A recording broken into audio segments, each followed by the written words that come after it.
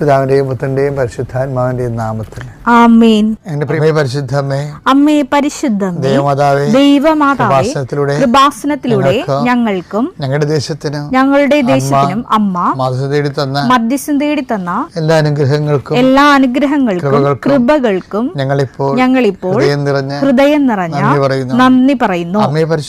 അമ്മേ പരിശുദ്ധമേ, ദൈവമാതാവേ, 2004 ഡിസംബർ 7-ാം തീയതി ഉച്ചകഴിഞ്ഞ് 2:30 കൃപാസനത്തിൽ സംഭവിച്ച അമ്മയുടെ പ്രത്യക്ഷപ്പെടലിനെ കുറിച്ച് തിരുസഭയ്ക്ക് സമർപ്പിച്ചിരിക്കുന്ന പഠനരേഖകളുടെ മേൽ സഭാത്മകമായ പഠനം ആരംഭിക്കുവാൻ ഞങ്ങൾ പ്രാർത്ഥിക്കുന്നു.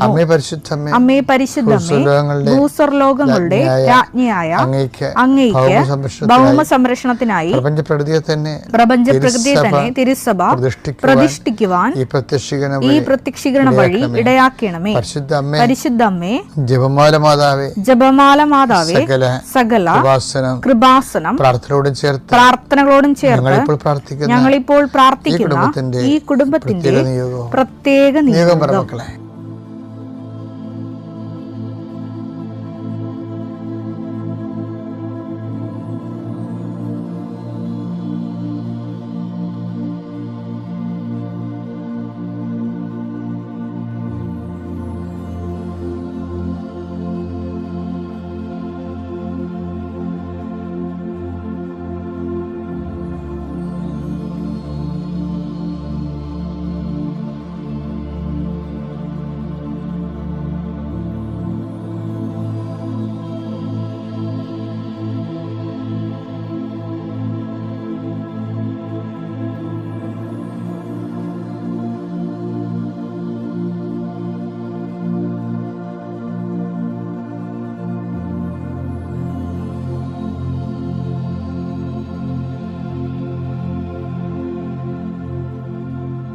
അമ്മയുടെ പ്രത്യക്ഷീകരണത്തിന്റെ ഈ അനുഗ്രഹവേളയിൽ ഞങ്ങൾക്ക് സാധിച്ചു തരുവാൻ കനിയണമേ.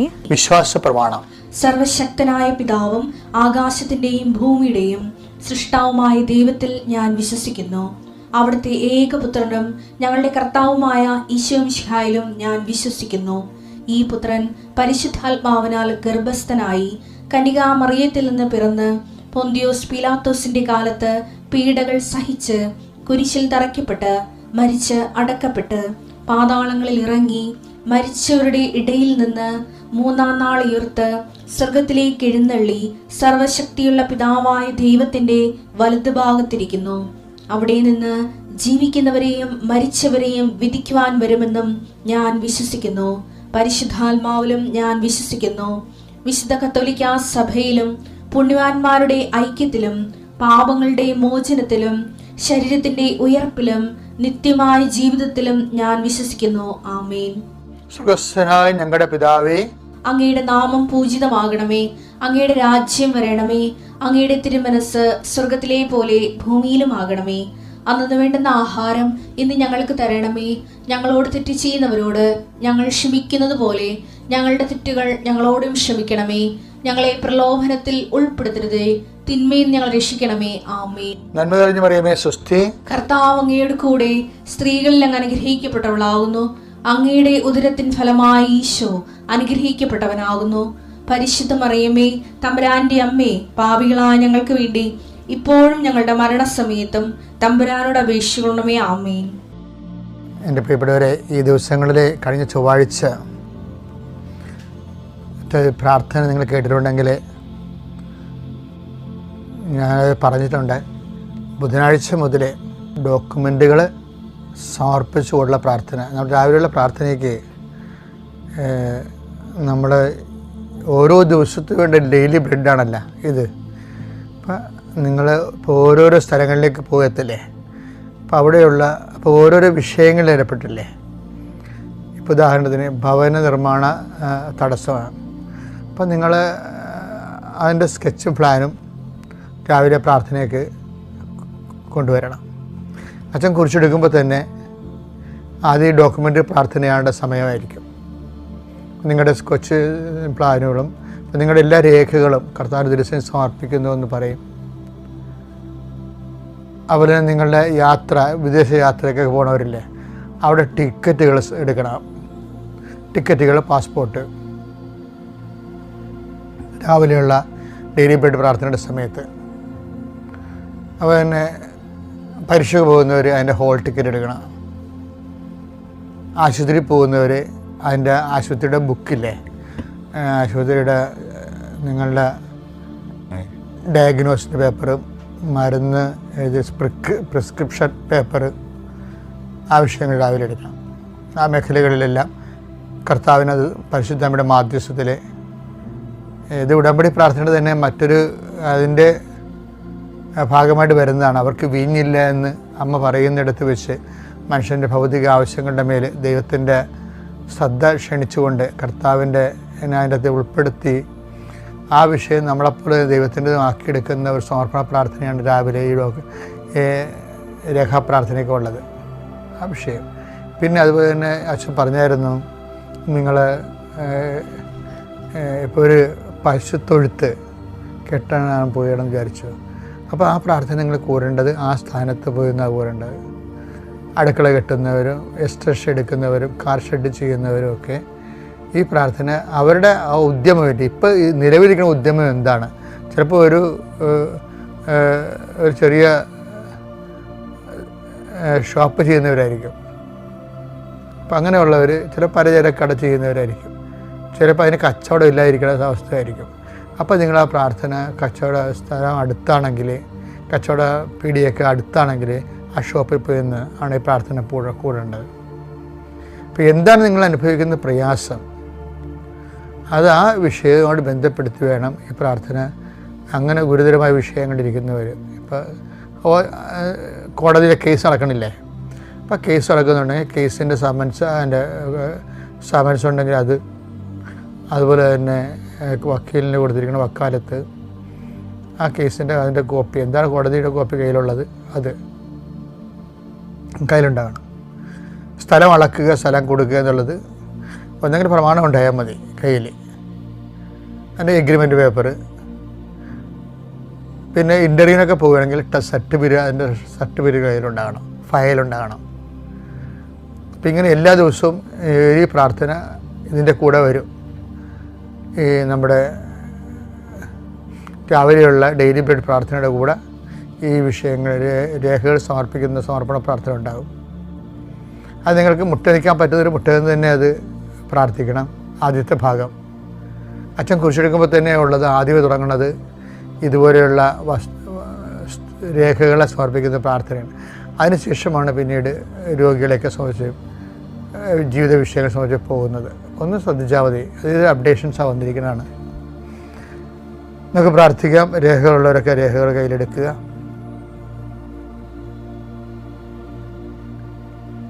കർത്താവ് നിൻ്റെ ഉന്നതമായ നാമത്തിന് സ്തോത്രം ചെയ്യുന്നു.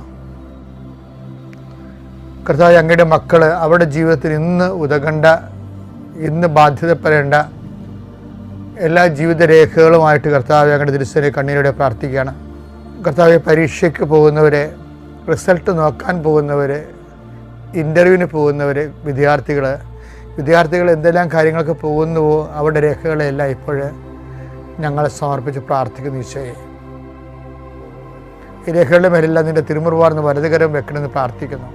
അമ്മയെ പരിശുദ്ധമേ ദേവമാതാവേ, അവർക്ക് വീഞ്ഞില്ല എന്ന് പറഞ്ഞുകൊണ്ട് കാനായിലെ കല്യാണ കുടുംബത്തിലെ കർത്താവിൻ്റെ കൃപയുടെ വാഹകയായി നിന്നവളെ, മക്കൾക്ക് പലപ്പോഴും വിദ്യാഭ്യാസത്തെയും പഠനത്തെയും പരീക്ഷയെയും ഇൻ്റർവ്യൂവിനെയും അതിൻ്റെ ഫലപ്രഖ്യാപനത്തെ നോക്കുന്നതിനൊക്കെ പോകുന്നവർക്ക് ടെൻഷനും പലതരത്തിലുള്ള പ്രയാസവും ഒക്കെയാണുള്ളത്.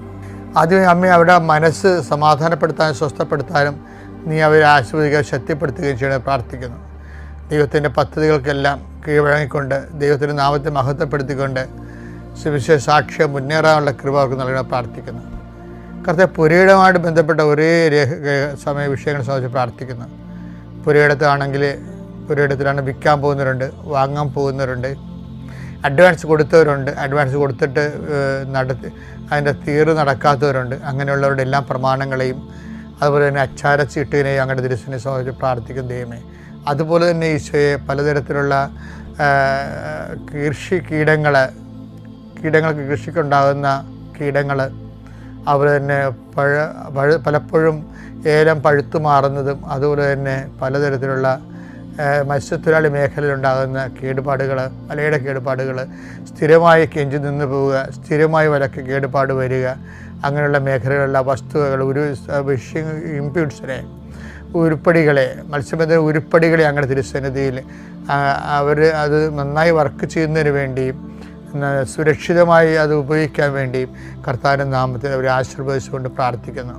ആശുപത്രിയിൽ പോകുന്നവരുടെ ചീട്ടുകളും, അതുപോലെ തന്നെ എക്സ്റേ കോപ്പികളും, സ്കാനിങ് റിപ്പോർട്ടുകളും, അതുപോലെ തന്നെ പ്രിസ്ക്രിപ്ഷൻ മരുന്നിൻ്റെ പ്രിസ്ക്രിപ്ഷൻ കാർഡുകളും അങ്ങനെ തിരുസന്നിധി സമർപ്പിച്ചുകൊണ്ട് പ്രാർത്ഥിക്കുന്നു. ദൈവമേ കർത്താവെ, നിൻ്റെ തിരുമുറുവാൻ വരദകരം മക്കളുടെ മേലെ വയ്ക്കണമെന്ന് പ്രാർത്ഥിക്കുന്ന വിഷയം. വിദേശ യാത്ര ചെയ്യുന്നവരെ, യാത്രയ്ക്ക് ഒരുങ്ങുന്നവരെ, അവരുടെ പാസ്പോർട്ടുകൾ, വിസ, അതുപോലുള്ള എല്ലാ വിഷയങ്ങളും കർത്താവെ അങ്ങനെ തിരുസന്നിധി സഹോദരൻ പ്രാർത്ഥിക്കുന്ന ഈശോ നിൻ്റെ തിരുവാർന്ന് വരദകരം, ആണിപ്പെടുന്ന അത്ഭുതകരം കർത്താവെ ഈ മക്കളുടെ ശിരസിൽ വെക്കണമേ എന്ന് പ്രാർത്ഥിക്കുന്നു. അടിപ്പണ പോലെ വൈദാഘാതം പോലെ ദൈവികമായ ശക്തി ഈ രേഖകളിലേക്ക് ആവശ്യിക്കട്ടെ എന്ന് പ്രാർത്ഥിക്കുന്നു. നിലനിൽക്കുന്ന തടസ്സങ്ങളെ, ദോഷങ്ങളെ യേശുക്രിസ്തുവിന്റെ നാമത്തിൽ 39 വർഷത്തെ പൗരോഹിത്യത്തിൻ്റെ ശക്തിയാലും കർത്താവിനും കൃപാസന ജീവനുടെ പ്രത്യക്ഷപ്പെട്ട പരിശുദ്ധ അമ്മയുടെ പ്രത്യക്ഷത്തിൻ്റെ യോഗ്യതയാലും അൾത്താരിൽ നടന്ന 16 ആരാധനയുടെ ദൈവികമായ ശക്തിയാൽ ഈ രേഖകളുണ്ടാകുന്ന ഈ വസ്തുക്കൾക്കുണ്ടാകുന്ന ഈ രേഖയുടെ മേലുണ്ടാകുന്ന എല്ലാ തടസ്സങ്ങളെയും, മറവി തടസ്സങ്ങൾ വരെ യേശുക്രിസ്തു നാമത്തിൽ ഞാൻ ബന്ധിക്കുകയും ഇതിലെ ശുഭദർക്കമായ പര്യവസാനം ഉണ്ടാകാൻ പരിശുദ്ധ ദേവമാതാവിൻ്റെ പ്രത്യേക മധ്യസ്ഥനെ രേഖകളെ ഏൽപ്പിക്കുകയും ചെയ്യുന്നു. കർത്താവെ, കണ്ണുനീരുടെ വിതയ്ക്കൊന്നും അവർ ജയഘോഷത്തോടെ കൊയ്ത കറ്റയുമായി വരുന്നു എന്നുള്ള എല്ലാ ദിവസവും പ്രഭാതത്തിൽ ഞങ്ങളുടെ പ്രാർത്ഥനയാണ്. കർത്താവെ, കണ്ണുനീരുടെ പോകുന്നവർ, ആശങ്കയോടെ പോകുന്നവർ ഉത്സാഹത്തോടെ തിരിച്ചു വരാനും അവർക്ക് ഉന്മേഷത്തിൻ്റെ അരുവിയെ പരിശുദ്ധാത്മാവിനെ, the joy of the Holy Spirit, പരിശുദ്ധാത്മാവിൻ്റെ സന്തോഷത്തിൽ അവരെ പ്രത്യേകം അഭിഷേകം ചെയ്യണമെന്ന് പ്രാർത്ഥിക്കുന്നു. എൻ്റെ കർത്താവിൻ്റെ ഉന്നതമായ നാമത്തിൽ, സഭയുടെ അധികാരത്തിൽ, കുരിശിൻ്റെ അടയാളത്തിൽ, ദൈവത്തിൻ്റെ ശക്തിയാൽ ആസ്വദിക്കുന്നു. കർത്താവ്, വാഹനം വാങ്ങാൻ പോകുന്നവരുണ്ട്, വാഹനം ഓടിക്കാൻ പോകുന്നവരുണ്ട്, അവരുടെ താക്കോലുകൾ, അവരുടെ ലൈസൻസ് അങ്ങയുടെ തിരുസേനയെ സമർപ്പിച്ച് പ്രാർത്ഥിക്കുന്നു. കർത്താവ്, അവരവർ പോകേണ്ട വഴി നിനക്ക് മുമ്പേ ഞാനൊരു ദൂതനെ അയക്കുമെന്ന് വിളിച്ചത് കർത്താവ് ആ ദൂതനെ അയച്ചു തരികയും നിൻ്റെ വഴികളെ ക്രമപ്പെടുത്തുകയും നീ സുരക്ഷിതമായി തിരിച്ചെത്തുകയും ചെയ്യാൻ ദൈവമായ കർത്താവായിരിക്കും എൻ്റെ ദൈവമെന്ന് കർത്താവ് യാക്കോബിൻ്റെ പ്രാർത്ഥന പോലെ ഈ വഴി യാത്രയിൽ സുരക്ഷിതത്വം ലഭിക്കാൻ പരിശുദ്ധ ദൈവമാതാവിനെ നിങ്ങളുടെ വാഹനത്തെ സഞ്ചരിക്കുന്നവരെയും കർത്താവിൻ്റെ തിരുസന്നിധിയിൽ വാഹനം ഡ്രൈവ് ചെയ്യുന്നവരെയും കർത്താവിൻ്റെ തിരുസന്നിധിയിൽ സമർപ്പിക്കുന്നു.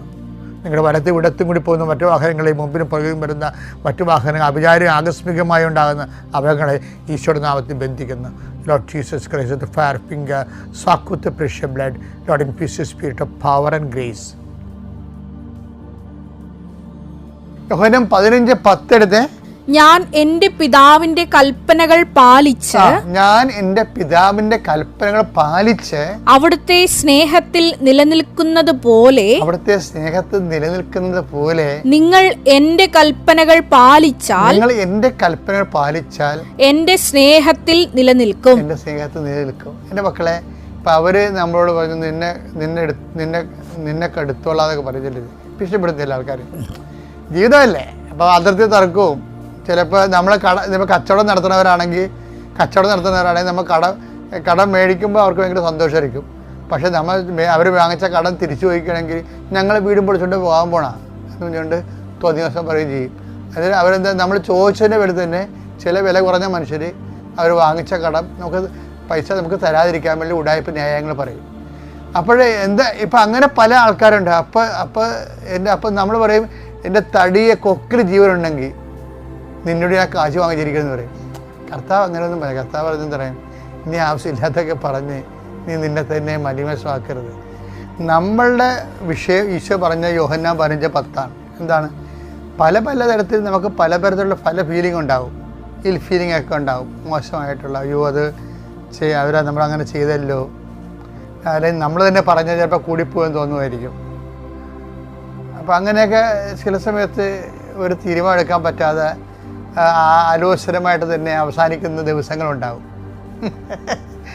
പക്ഷെ ഒരാൾക്കാർ പറയും, ഇന്ന് ആരുടെ കടയേണ്ടതെന്ന് അറിയാൻ പോലെന്ന് പറയും. അങ്ങനൊന്നും പറയേണ്ട കാര്യമില്ല. പക്ഷേ എല്ലാത്തിനും ഉള്ള ഉത്തരവ് എന്താണ്? യോഹന്നാൻ 15:10 നിങ്ങൾ എൻ്റെ സ്നേഹത്തിൽ നിലനിൽക്കുക. എല്ലാ വിഷയവും പരിഹരിക്കാവുന്ന അത് എൻ്റെ അണ്ടർലൈൻ എന്താണ് ശരിക്കും പറഞ്ഞാൽ? എല്ലാ വിഷയവും പരിഹരിക്കാം. എന്ത് ചെയ്യണം? നിങ്ങൾ എൻ്റെ സ്നേഹത്തിൽ നിലനിൽക്കുക. അതായത് ക്രിസ്തുവിൻ്റെ സ്നേഹത്തിൽ നിന്ന് ആരും നമ്മൾ വേർപെടുത്തും എന്നൊരു ചോദ്യം റോമാലേഖനം 8:35 ക്രിസ്തുവിന്റെ സ്നേഹത്തിൽ നിന്ന് ആരും നമ്മളെ വേർപെടുത്തും? ക്ലേശമോ ദുരിതമോ പീഡനമോ പട്ടിണിയോ നഗ്നതയോ ആപത്തോ വാളോ. എന്താ? അതായത് ആരും നമ്മളെ വേർപെടുത്തുമെന്ന് പറഞ്ഞിട്ട് വിശ്വാസി ഇവ ഒന്നും വേർപെടുത്തത്തില്ല എന്ന് പറയുന്നുണ്ട്.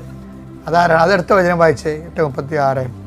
ഇങ്ങനെ എഴുതപ്പെട്ടിരിക്കുന്നു, നിന്നെ പ്രതി ഞങ്ങൾ ദിവസം മുഴുവൻ വധിക്കപ്പെടുന്നു. കൊലയ്ക്കുള്ള ആടുകളെ പോലെ കരുതപ്പെടുകയും ചെയ്യുന്നു. അതെന്താ വിഷയം എന്ന് എൻ്റെ മക്കളെ? അതായത് ആരും നമ്മളെ വേർപെടുത്തുമെന്ന് പറയണില്ലേ? അപ്പോൾ ഇതെല്ലാം വേർപെടുത്തണ സംഭവങ്ങളാണ്. ആരും വേർപെടുത്തത്തില്ല എന്നതിൻ്റെ അർത്ഥം. ആരും വേർപെടുത്തരുത് എന്നതിൻ്റെ അർത്ഥം എന്താണ്? ആപത്ത്, ക്ലേശം, കഷ്ടത, പട്ടിണി, നഗ്നത, വാള്, ഇങ്ങനെയൊക്കെയുള്ള സംഭവങ്ങൾ വന്നാൽ ക്രിസ്തുവിൻ്റെ സ്നേഹത്തിൽ നിന്ന് ഒരു വ്യക്തി വേർപെടാൻ സാധ്യതയുണ്ട്. അതിൻ്റെ കാരണം വെച്ച് കഴിഞ്ഞാലേ മത്തായി സുവിശേഷം 24:12 എടുത്തേ. അധർമ്മം വർദ്ധിക്കുന്നതിനാൽ പലരുടെയും സ്നേഹം തണുത്തു പോകും. സ്നേഹത്തിന് വേർപെടുകയും ചെയ്യും. ചിലപ്പോൾ ഇത് വേർപെടത്തില്ലായിരിക്കും, പക്ഷെ ചിലപ്പോൾ തണുത്തു പോകും. എന്താണ്? അധർമ്മം. നമ്മളോട് ചെയ്യുന്ന അധർമ്മമായാലും മതി, നമ്മൾ ചെയ്യുന്ന അധർമ്മമായാലും മതി, നമ്മൾ എടുക്കുന്ന പോലെ ഇരിക്കും.